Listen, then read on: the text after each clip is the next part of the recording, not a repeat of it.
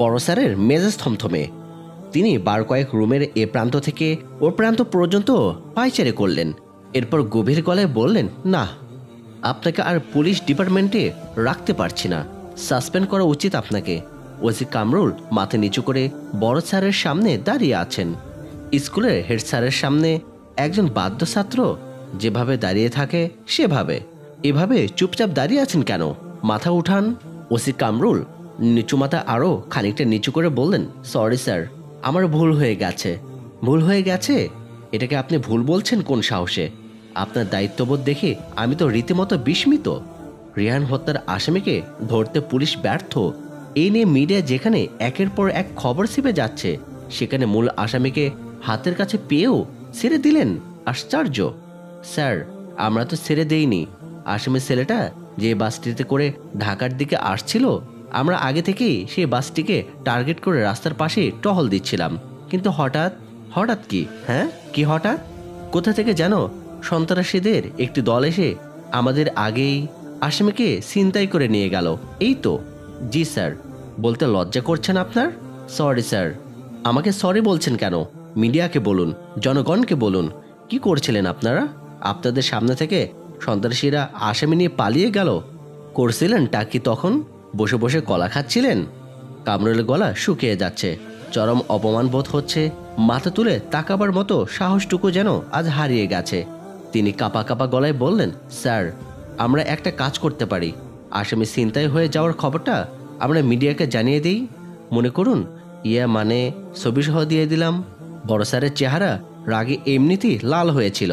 এবার চেহারার রং ভয়ঙ্কর আকার ধারণ করলো। রাগলে তার কপালের চারপাশের রগগুলো চামড়া ভেদ করে গাছের শেকড়ের মতো ভেসে ওঠে। তিনি রাগে দাঁত কিরমির করে বললেন, আমার সঙ্গে ফাজলামো করতেছেন? আসছে মিডিয়ায় জানাতে। এই খবর মিডিয়া জানলে আমাদের অবস্থান কোথায় গিয়ে দাঁড়াবে বুঝতে পারছেন? কামরুল বলল, সরি স্যার। সরি বলে কাজ হবে না। আমি কোনো কথাই শুনতে চাচ্ছি না। 7 দিনের মধ্যে আসামি এবং তার সেই ছিনতাইকারী সাঙ্গপাঙ্গদের ধরে এনে মিডিয়ার সামনে হাজির করুন, নইলে আপনার সাসপেনশন লেটার কেউ আটকাতে পারবে না। কামরুল পড়লেন মহাবিপাকে। তার দীর্ঘ ক্যারিয়ারে আসামি ছিনতাইয়ের এরকম ঘটনা ঘটেনি। সামান্য অবহেলার কারণে আজ তার চাকরি নিয়ে টানাটানি চলছে।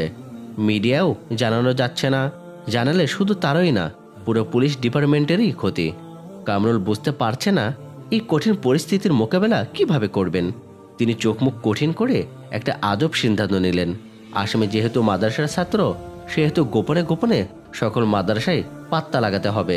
কাজ করতে হবে মিডিয়ার অজান্তে। এই টিকটিকিদের ঘুণাক্ষরেও কিছু জানতে দেওয়া যাবে না। দুপুরে খেতে বসে তিনি তার স্ত্রী রায়নার সঙ্গে এই পরিকল্পনা নিয়ে আলাপ করলেন। রায়না বললেন, তোমার কি মাথা ঠিক আছে? কেন? আমার তো মনে হয় ঠিক নেই। মাথা ঠিক থাকবে না কেন? আমার সিদ্ধান্ত ভুল? অবশ্যই ভুল। ভুলটা কোথায় বলবে তো? যে ছেলে খুনটা করেছে সে তো মাদ্রাসার ছাত্র নাও হতে পারে। কামরুল হঠাৎ খাওয়া বন্ধ করে উঠে দাঁড়ালেন। তার রাগ লাগছে। রায়না বললেন, কি হলো, উঠলে কেন? খাবার ভালো হয়নি? খাবার ভালোই হয়েছে, তবে তোমার কথাগুলো ভালো লাগছে না। কেন? আমি কি মন্দ কিছু বলেছি? মন্দ বলনি, তবে খুব ভালো কিছু বলনি। তুমি কি মনে করছো পুলিশ ডিপার্টমেন্ট তোমার অনুমানের ভিত্তিতে চলছে? রাগ করছো কেন? রাগ করার মতো তো কিছু হয়নি। অবশ্যই হয়েছে। কোন কথাটা রাগ করার মতো বললাম? আমার কোনো সিদ্ধান্তই কখনো তোমার মনপুত হয় না। এই কারণটা কি বলবে? রায়না বলল, জানোই তো মনপুত হয় না। তাহলে বলো কেন? আশ্চর্য, আমি আমার স্ত্রীর সঙ্গে শেয়ার করব না? এটা কি আমার অন্যায়? অন্যায় হবে কেন? তাহলে ছেলেটা যে মাদ্রাসার ছাত্র এতে কোনো সন্দেহ নেই, অথচ তুমি বলে দিলে সে মাদ্রাসার ছাত্র নাও হতে পারে। তুমি জানো মাদ্রাসার ছাত্ররা আজকাল কি কি করছে? হ্যাঁ, আমি জানি।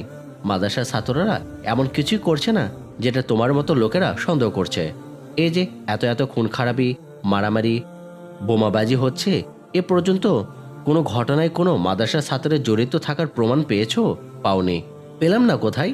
রেয়ান হত্যাকাণ্ডে জড়িত এই ছেলেটা কি একজন মাদ্রাসার ছাত্র নয়? ধরো ছেলেটা মাদ্রাসার ছাত্রই, কিন্তু খুনটা যে সেই করেছে এটা তো এখনো নিশ্চিত না। অবশ্যই নিশ্চিত। আমাদের কাছে এই ছেলের বিরুদ্ধে যথেষ্ট প্রমাণ রয়েছে। তুমিও তো ভিডিও ফুটেজটা দেখেছো। খুনের আগে এবং পরে এই ছেলেটাকে ছাড়া আর কাউকেই বাড়িটাতে প্রবেশ করতে দেখা গিয়েছে? যায়নি তো, না? এরপরও তুমি তর্ক করবে? রায়না আর কোনো তর্কে গেলেন না। তার স্বামীকে তিনি অসম্ভব শ্রদ্ধা করেন। তার স্বামী একজন সৎ এবং সাহসী পুলিশ অফিসার। এটা ভাবলেই তার গর্ববোধ হয়। তিনি স্বামীর দিকে তাকিয়ে শান্ত করে বললেন, তর্ক করছি বান্টির জন্য। কামরুল বললেন, আশ্চর্য, এর মধ্যে বান্টি আসবে কেন? আমি জানি তুমি কখনো ভুল কিছু করো না, কিন্তু আমার ভয় করছে। ভয় করবে কেন? আসামিকে খুঁজতে গিয়ে যদি তোমার লোকেরা মাদ্রাসার কোনো ক্ষয়ক্ষতি করে। এমনিতেই আমাদের ছেলেটা এমন একটা অসুখে ভুগছে, যদি আমাদের কোনো কারণে মাদ্রাসার ছাত্ররা ক্ষতিগ্রস্ত হয়, আমার মন বলছে এতে আমাদের বাবু সোনার ক্ষতি হতে পারে। কি বলছো? ক্ষতি কেন করবে? মাদ্রাসার কোনো ক্ষতি হবে না। আমি আমার লোকদের সেইভাবে নির্দেশ দিয়ে রাখবো। তারপরও বলছিলাম কি, আরেকটু ভেবে দেখলে হতো না? আমার মনে হয় তোমাদের কোথাও ভুল হচ্ছে। কামরুল শীতল চোখে স্ত্রীর দিকে তাকালেন, থমথমে গলায় বললেন, তোমরা এই নাকি কান্না বন্ধ করো। আমাকে আমার কাজ করতে দাও। আমি কি অন্যায় কিছু করছি নাকি? আজই আমি আমার পরিকল্পনা মতো ব্যবস্থা নেব।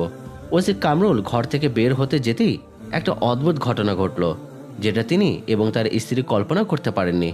বান্টি তার ঘরে নির্জীব হয়ে শুয়েছিল। হঠাৎ সে চিৎকার করে কেঁদে উঠল। রায়না বিস্মিত চোখে একবার স্বামীর দিকে, একবার বান্টির দিকে তাকালেন। গত 5টি বছর বান্টি এমন করে কখনো কেঁদে ওঠেনি। তার হাসি অথবা কান্না শোনার জন্য স্বামী স্ত্রী কত চেষ্টাই না করেছেন, সফল হননি। হঠাৎ আজকে দেখে কেঁদে উঠল বান্টি। নতুন কলেজে ভর্তি হয়ে গেল নাবিলা। ক্লাসের প্রথম দিনেই ফজলু স্যারকে মনে ধরে গেল। ওনার পুরো নাম ফজলুল হায়দার। সবাই তাকে ফজল স্যার বলে। ফজল স্যার বয়স্ক মানুষ, কিন্তু খুবই হাসি খুশি। ঠোঁটের উপর আত পাকা গোপগুলো তাকে অসাধারণভাবে মানিয়ে গেছে। ছাত্রীদের তিনি ডাকেন মা মা করে। প্রথম দিনই ফজল স্যার নাবিলাকে দেখে বললেন, এই যে আমার আরেকটা নতুন মা এসে গেছে। নাবিলা বলল, আসসালামু আলাইকুম স্যার। স্যার কোনো জবাব দিলেন কিনা বোঝা গেল না। তিনি চশমার ফাঁক দিয়ে চোখ দুটো বের করে নাবিলাকে একবার দেখে নিয়ে ফিক করে হেসে ফেললেন। হেসে বললেন, তোমার নাম যেন কি মা? নাবিলা, শোনো মা, এটা হচ্ছে একটা গার্লস কলেজের ক্লাসরুম, মাদ্রাসা নয়। এই কথাটা মনে রাখলেই হবে। বুঝতে পেরেছ মা? নাবিলা এই কথায় কিছুটা ধাক্কা মতো খেলো। বুঝতে পারলো না স্যার কি বলতে চাইছেন। স্যার বললেন, বুঝলে না তো? ক্লাসের পর টিচার রুমে এসো, বুঝিয়ে বলবো। ক্লাসের পর নাবিলা বিষয়টা ভুলেই গেল। হোস্টেলে ফিরে নিতু বলল, কি রে, প্রথম ক্লাস আজ কেমন লাগলো? নাবিলা কাঁধ থেকে ব্যাগ নামাতে নামাতে ছোট্ট করে জবাব দিল, ভালোই। আর ফজল স্যারকে? ইন্টারেস্টিং না? উনি কিন্তু দারুণ মজার মানুষ। আমারও তাই মনে হলো। আচ্ছা, এই কথাটার মানে তুই কিছু বুঝেছিস? কোন কথাটা? এটা গার্লস কলেজ, মাদ্রাসা না। ও ওইটা। স্যার হেয়ালি করে এমন অনেক কিছুই বলেন, বাদ দে তো। বিষয়টা নাবিলার মোটেও হেয়ালি মনে হলো না। একটা ভুল হয়ে গিয়েছে। ক্লাসের পর স্যারের সঙ্গে দেখা করে বিষয়টা ক্লিয়ার হওয়া দরকার ছিল। সব কলেজেই কিছু নিয়মকানুন থাকে। স্যার কি কোনো নিয়ম বহির্ভূত কাজ হতে দেখি নাবিলাকে এই কথা বললেন। দ্বিতীয় দিন ফজল স্যার কলেজে এলেন না। পিয়ন এসে জানিয়ে গেল শালিকার বিয়ের জন্য তিনি 2 দিনের ছুটি নিয়েছেন। নাবিলাও একরকম ভুলেই গেল সব। ভুলে গিয়ে পড়াশোনা মনোযোগ দিল। চতুর্থ দিন কলেজের বারান্দায় ফজল স্যারের সঙ্গে নাবিলা দেখা হয়ে গেল। নাবিলা বলল, আসসালামু আলাইকুম স্যার, ভালো আছেন? সেদিনের মতো আজই একই কাণ্ড ঘটল। স্যার চশমার ফাঁক দিয়ে তাকালেন, কিন্তু সেদিনের মতো ফিক করে হেসে দিলেন না। কিছুটা গম্ভীর করে বললেন, তুমি মা এখনো কলেজটাকে কলেজ বলে ভাবতে পারলে না। এই বলে তিনি টিচার্স রুমের দিকে চলে গেলেন। নাবিলা থ হয়ে দাঁড়িয়ে রইল কিছুক্ষণ। আজও বুঝতে পারল না স্যার কি বলতে চাইছেন। নতুন কলেজ, নতুন ক্লাস, নতুন সহপাঠী, কাউকে যে জিজ্ঞেস করবে তারও উপায় ছিল না। রাতে পড়া শেষে ডাইনিং এ যাবার জন্য উঠতে যেতেই নোটবুকটার উপর নজর পড়ল। টেবিলের উপরে রাখা ছিল মারুফের নোটবুকটা। কলেজে ভর্তির ঝামেলায় এই কদিন নোটবুকের দিকে মনোযোগ দিতে পারেনি নাবিলা। নোটবুকটা হাতে নিয়ে পৃষ্ঠা উল্টাতেই একটা লেখার ওপর চোখ গেল। বন্ধু, সেদিন লন্ডনে একটা কলেজে কি হয়েছিল জানো? নাবিলার মনে হচ্ছিল সম্বন্ধটা তাকেই করা হয়েছে। সে অস্ফুট স্বরে বলল, কি হয়েছিল? কলেজে একজন নতুন ছাত্র এলো, মুসলিম। ক্লাসরুমে ঢুকে সালাম দিল প্রফেসরকে। প্রফেসর বললেন, এটাকে মাদ্রাসায় পেয়েছো? নাবিলা নড়ে চড়ে বসলো। আরে, এটা তো তাকেই করা প্রশ্ন, মিলে যাচ্ছে। 2 দিন ধরে ফজল স্যার তো এরকম কথাই বলতে চাচ্ছেন। তারপর সালাম দিতে হলে মাদ্রাসায় যাও, এখানে কি? নাবিলা এতক্ষণে বুঝলো ফজল স্যার কেন এই কথা বলছেন? সালাম দেয়াতেই সম্ভবত তিনি এরকম কথা বলেছেন। কিন্তু তিনি তো মুসলমান, সালাম দেওয়াতে সমস্যা কোথায়? আচ্ছা, তারপর লেখাটা শেষ করা যাক। ছাত্রটি বলল, স্যার, সালাম তো মুসলমানদের জন্য কুশল বিনিময়ের একটি মাধ্যম, আর আপনিও তো মুসলিম, তো এতে সমস্যা কোথায়? স্যার আচমকা রেগে গিয়ে বলেন, তোমার ধর্ম তোমার কাছেই রাখো, কলেজে এসে ধর্মগিরি ফলাতে হবে না। ধর্ম তোমাকে কি দিয়েছে? ছাত্রটি শান্ত কণ্ঠে বলল, স্যার, সালাম মানে শান্তির বার্তা পৌঁছানো। ধর্ম আমাদের শান্তির আহ্বান জানাচ্ছে। ধর্মের তরফ থেকে এটিকে আমাদের জন্য চমৎকার একটা শিক্ষা নয়? স্যার আরও বেশি রেগে গেলেন। তিনি একজন শিক্ষক, অতএব সামান্য এক ছাত্রের কাছ থেকে শিক্ষা নিতে স্বভাবতই তিনি বাধ্য নন। তিনি বললেন, তুমি কি বলতে চাও ইসলাম শান্তির ধর্ম? Yes, exactly. ভুল ভাবছ বৎস। ইসলাম আবার শান্তির ধর্ম হয় কি করে? জগতের কোনো খবরই তোমার কাছে নেই দেখছি। বিশ্বের প্রতিটি দেশে মুসলমানরাই আজ সন্ত্রাস করছে, নির্বিচারে মানুষ মারছে, অথচ তুমি বলছো শান্তির ধর্ম। আহা, আপনি কি মিডিয়ার কথা বলছেন? মিডিয়া থেকে উৎপাদিত কথা বলে লাভ নেই স্যার। আপনি হয়তো কাশ্মীর, মায়ানমার, সিরিয়া এবং ফিলিস্তিনের মুসলমানদের উপর নির্যাতনের কোনো খবর হলুদ মিডিয়াগুলোতে দেখেননি, তাই এ কথা বলছেন। স্যার তখন ফিস করে হেসে ফেলে বললেন, আচ্ছা, খবর রাখো দেখছি। তাহলে তুমি বলছো আল কায়দা থেকে শুরু করে আজকের আইএস এগুলো মুসলমানদের সংগঠন নয়? সেটা নিয়ে স্যার প্রচুর বিতর্ক আছে। আমি বিতর্কে যেতে চাচ্ছি না। দেখুন, বিশ্বে মুসলমানদের সংখ্যা প্রায় 157 কোটি, যা মোট জনসংখ্যা 53%। এর 20% রয়েছে এশিয়ার। যেসব দেশে মুসলমানদের সংখ্যা গরিষ্ঠ হিসেবে ধরা হয়ে থাকে, সেসব দেশগুলোতেই মুসলমানরা বেশি নির্যাতিত। তো কি বোঝাতে চাইছো তুমি? এই নির্যাতনকে মিডিয়া দেখাচ্ছে জঙ্গলি দমন হিসেবে। অন্যদিকে নির্যাতিতরা যখন নির্যাতন নিপীড়নে জর্জরিত হয়ে প্রতিবাদ করছে, সেটাই তখন হয়ে যাচ্ছে সন্ত্রাস ও জঙ্গিবাদ। প্রফেসর আর কিছু বলে ছাত্রটিকে ঘাটাতে চাইলেন না। পরে কথা বলবো তোমার সঙ্গে, এ বলে সেদিনের মতো ক্লাস শুরু করলেন। নাবিলা লেখাটা পড়ে ভাবলো কিছুক্ষণ, ফজল স্যার কি তাহলে সেই প্রফেসরের মতোই একজন, যিনি ধর্মকর্মকে পছন্দ করেন না? কিন্তু ওদের ক্লাসের কেউ তো স্যার সম্পর্কে এরকম কোনো ধারণা দিল না। কেন? কারণটা জানা হলো মারুফের লেখাটার শেষ কটি লাইনে। মুসলমানরা আজ হলুদ মিডিয়ার হটকারিতায় অভ্যস্ত হয়ে পড়েছে। ধর্ম নিয়ে যা ইচ্ছে তাই বললেও কেউ এখন আর মাথা ঘামাতে চাচ্ছে না। এই সুযোগটা কাজে লাগাচ্ছে কলেজ ভার্সিটির এই ধরনের প্রফেসররা। দিন দিন তারা শিক্ষার্থীদের মগজ ধোলাই করেই যাচ্ছে। ধর্মের ব্যাপারে উদাসীন এবং শিক্ষার্থীরাও তাই তাদের দর্শনকেই নির্দ্বিধায় মেনে নিচ্ছে। প্রিয় বন্ধু, তুমিও কি ধর্মের ব্যাপারে উদাসীন থাকবে? যদি তাই হয়, মনে রেখো তোমার একজন সৃষ্টিকর্তা আছেন, তিনি কখনোই ক্ষমা করবেন না তোমায়।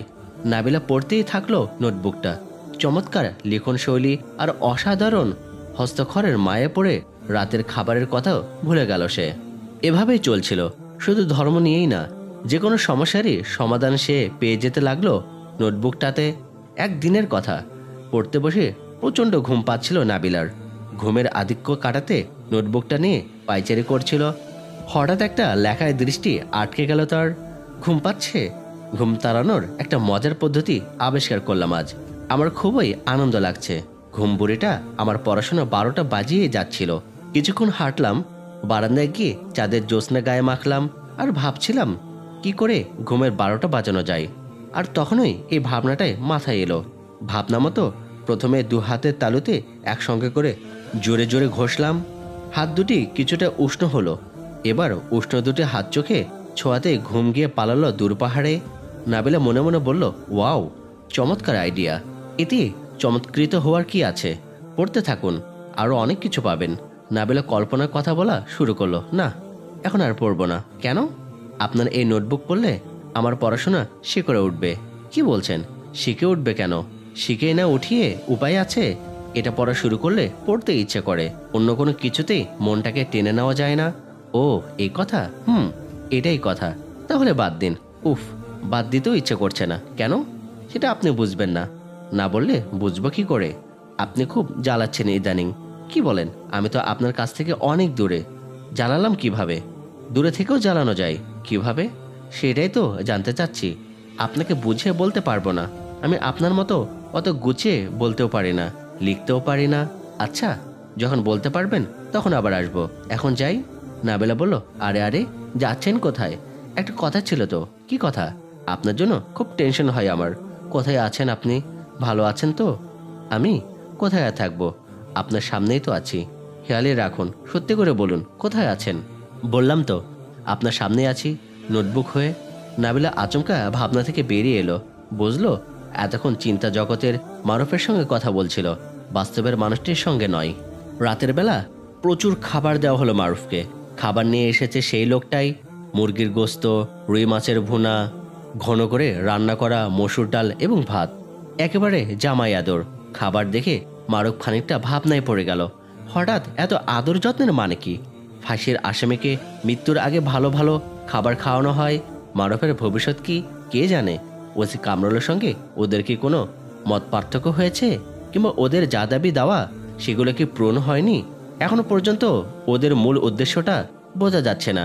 উদ্দেশ্যটা বুঝতে পারলে সুবিধা হতো। লোকটা এবারও খাবার দিতে এসে বসে রইল। মারুফ বলল, খাবার তো অনেক, আসুন একসঙ্গে খাই। লোকটা গভীর গলায় বলল, আমাকে নিয়ে আপনার ভাবতে হবে না, নিজেকে নিয়ে ভাবুন। ভাইয়া, আপনার নামটা কিন্তু জানা হলো না। নাম জানা থাকলে কথা বলতে সুবিধা হয়। মারুফের এই কথা শুনে লোকটা কটমট করে তাকালো। তার তাকানোর অর্থ করলে দাঁড়ায়, এত কথার কি দরকার, চুপচাপ খেয়ে উঠুন। মারুফ তবুও চুপ করে থাকলো না। চুপচাপ থাকলে এদের মূল পরিকল্পনা সম্পর্কে কিছুই জানা যাবে না। জানা দরকার এরা কারা এবং এরা আসলে কি চাচ্ছে।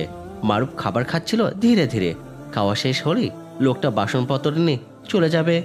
তাকে যেতে দেওয়া যাবে না। ছলে বলে আটকে রেখে তার কাছ থেকে কথা বের করার চেষ্টা করতে হবে।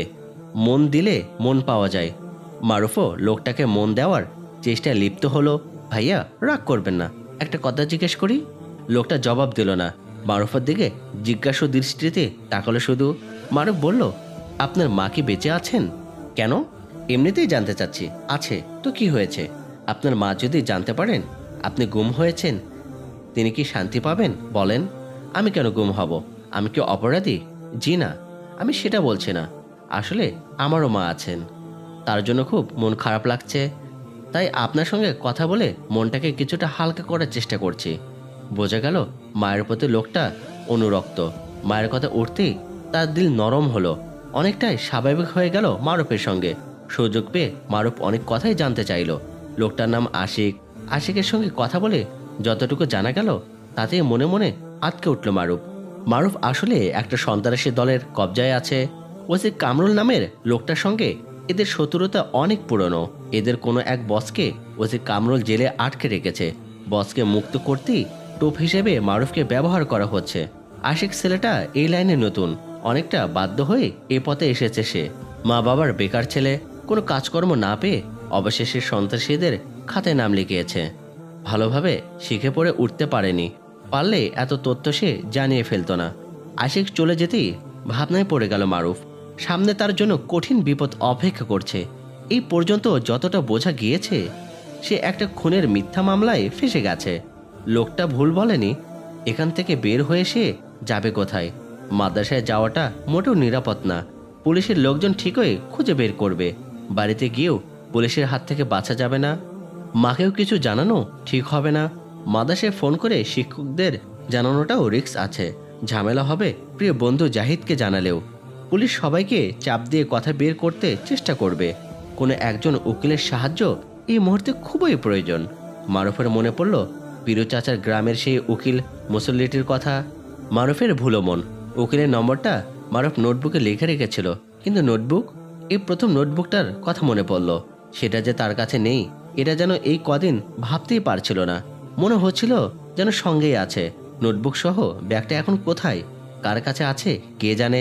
নাবিলের কথা মনে পড়ল মারুফের। মেয়েটা কি ব্যাগটা সঙ্গে নিয়ে গেছে? মারুফ এসব ভাবছিল আর প্রতি মুহূর্তেই পালানোর উপায় খুঁজছিল।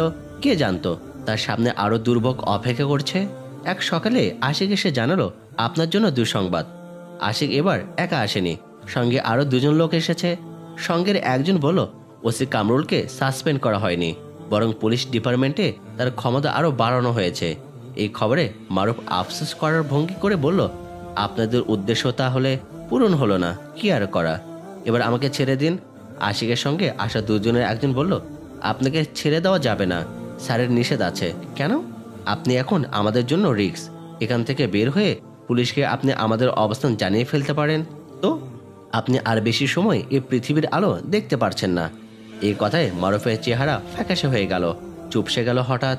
এতদিন ভয়হীন থাকলেও এ প্রথম ভয়ের তো হলো সে। কলজাটা যেন কেউ চেপে ধরল। লোকটার কথা শুনে শরীরের রক্ত হিম হয়ে গেল। এতদিন তো শুধু ধারণা ছিল, এখন মনে হচ্ছে ধারণা সত্যি। যে কোনো সময় মারুফকে মেরে ফেলতে পারে ওরা। সমাজে ভালো মানুষরা সঙ্গবদ্ধ না, কিন্তু সন্ত্রাসীরা এ ব্যাপারে অনেক এগিয়ে। তারা খুবই সঙ্গবদ্ধ এবং সচেতন। পুরো দলকে যে কোনো রকম বিপদের হাত থেকে রক্ষা করতে মাত্র একজন মারুফকে ভ্যানিশ করে ফেলা ওদের পক্ষে হাতের ময়লা। বেশ চিন্তিত হয়ে পড়ল মারুফ। অসহায় চোখে দরজা জানালার বন্ধ কপাটের দিকে তাকালো সে। এখান থেকে পালানোর কি কোনো উপায় নেই? ইনশাল্লাহ আমরা বাকি ঘটনা শুনবো আগামী পর্বে। আগামী পর্বে কি ওরা কি মারুফকে মেরে ফেলবে নাকি অন্য কিছু করবে? সকলের সাথে থাকুন, সুস্থ থাকুন। আসসালামু আলাইকুম ওয়া রাহমাতুল্লাহি ওয়া বারাকাতুহু।